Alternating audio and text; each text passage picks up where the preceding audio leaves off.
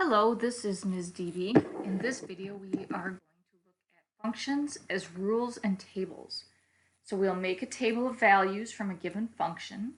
We'll write a function rule from a problem or a table, and we'll identify the independent variable and find the domain. So first up is writing in function notation. There's just a few of these to do. Function notation is when instead of y equals, you put a function of x. And the reason we say a function of x is because x is the variable over here. So we would just replace the y with f of x, so f of x equals 7x minus 3. Now in the next one, we wouldn't say f of x, we would say f of t, because this one is a function of t, which is probably time in this formula. So f of t equals 65t. And in the last one again, we'll replace capital F. This is a formula that changes Celsius temperatures into Fahrenheit temperatures. We would say f of capital C, like this, because it's a function of the Celsius temperature, and then the rest of it. So you only change this first part to f of, they'll all be f of, and then you'll look at the variable on the right side to decide if it's f of x, f of d, f of x, f of r. All you do is replace what's on the left side of the equal sign with the function notation. The right side will not change. We won't solve these or anything. This does not mean, when you rewrite it, this does not mean f times x. It's just f of x. It's just function notation. All right, now we're going to talk about independent and dependent variables. In general, the x is the independent variable. It's the one that we get to pick values of, and then we solve it to find what y is. So if you have the formula in function notation, then it tells you what the independent variable is. For example, in f of x equals 15x, x is independent. It's telling you that that's the independent variable right there. So here's some examples that show the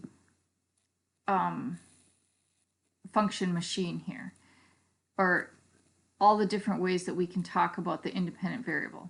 So independent variable is the x value, like I said, or we can just call it x. It's the input into a function, and it's also, when we talk about the domain, that's what we'll be finding the domain of.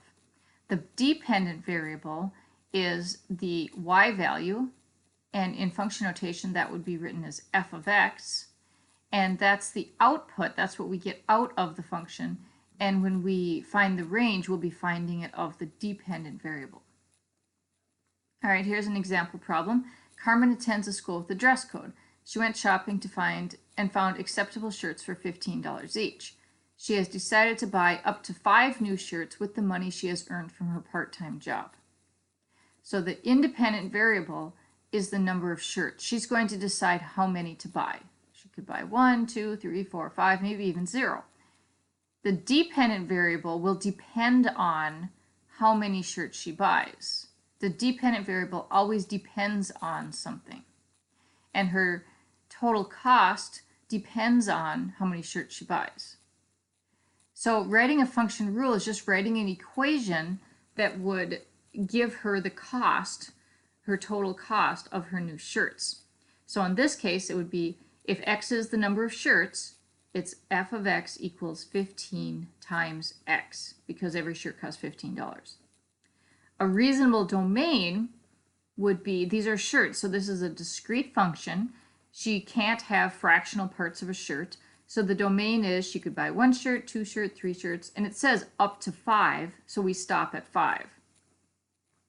The range then is based on the domain. So if she buys 1 shirt, it costs $15, so the first range value is 15. If she buys 2 shirts, it's 30, and so on. And we go up to how much the cost would be at 5 shirts. So 5 shirts will cost $75. All right, now you're going to do that for some of these problems here. Let's look at number 6. Number 5 is already done. All right, so Maria charges $25 per hour for math tutoring with a minimum charge of $15. The independent variable is, so this would be, the independent variable would be time. So time is always, if time is one of the options, time is always independent because we can't change it. It is what it is. It just keeps marching along. We can't affect it by doing anything else to it. So in this one, it's per hour. So you can say time is the independent variable, or you could say number of hours is the independent variable. The function rule. So I think we can skip this part because it's not going to affect our function rule.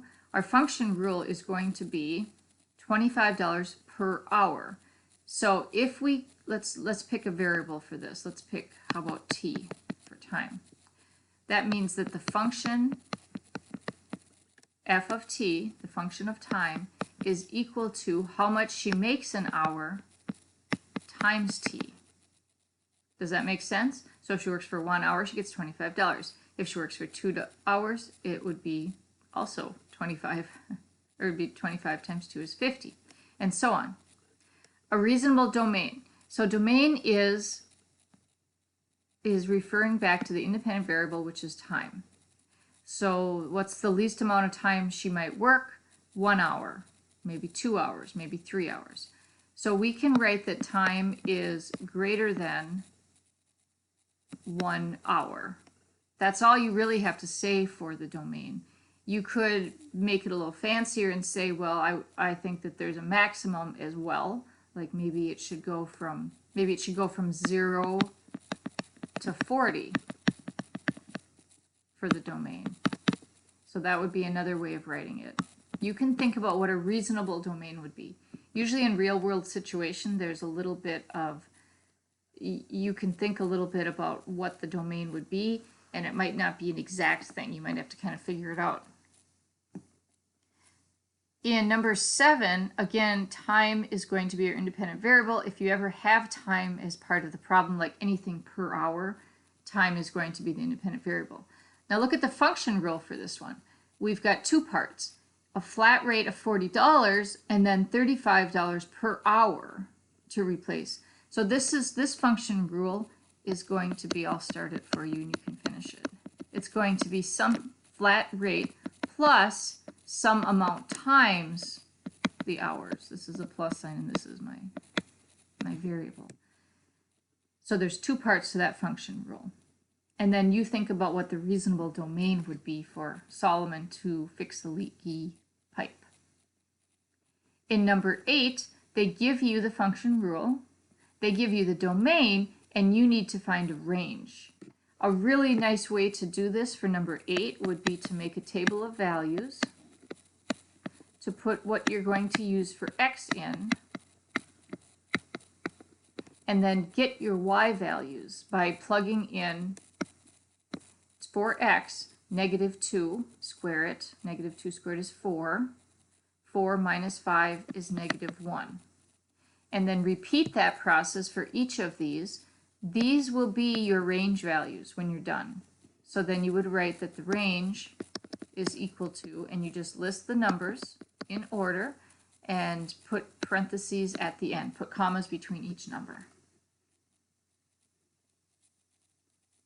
That's similar to what you're going to do in 9, 10, and 11. You're going to create a table based on the domain values. So in number 9, it says that the domain is between -5 and 5. And I didn't put every single number between -5 and 5, but enough for you to get a good representation. And now you need to plug them into this function, negative, and then x squared minus 2.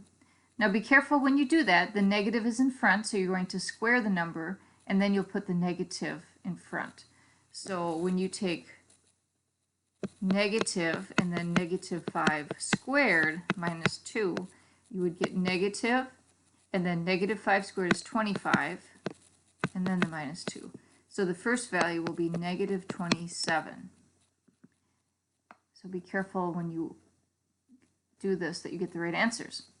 Okay, next we have Angie makes $9.50 per hour. It doesn't have the function rule for you, but you could write a function rule very easily. It's 950 per hour, so that's just f of x or y equals 950 times x. This is her hours. And then you'll just finish the table there. In number 11, the area of a triangle is given by A equals 1/2 base times height, B times H. If the base of the triangle is 8, so we're going to replace H or B with 8. Make a table of values that shows the area of the triangle for different heights.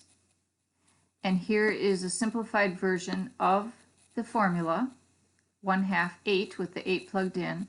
And then I simplified that to A equals 4 times H. So that's going to make it quite a bit easier to solve that and find the missing areas. So the f of x here would be the area.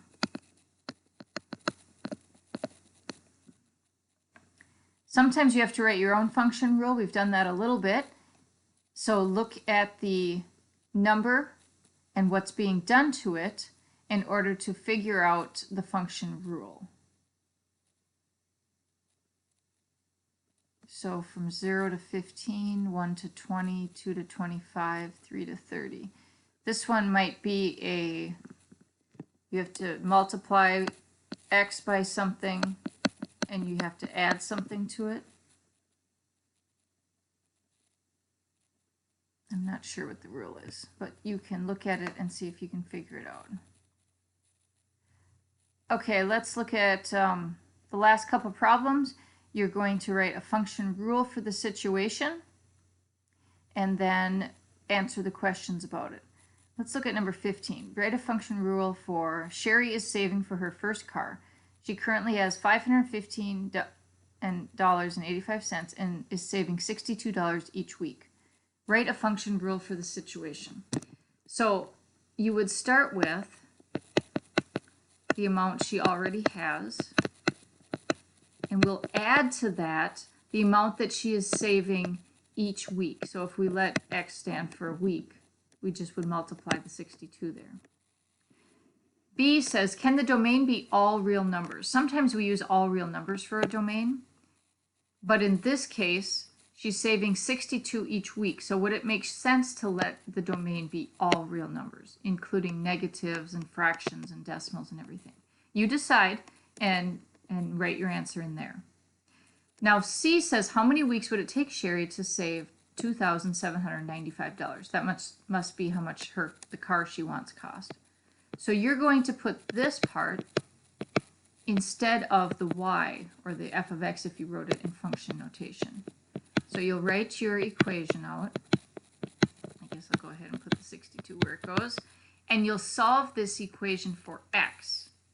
So to solve this for x, you would start by subtracting this from both sides. And you'll get another decimal. And then you'll get a number, and that will be equal to 62x. So you would still need to divide by 62 to find your solution. All right, so good luck with this worksheet. Please let me know if you have any questions, and have a great day.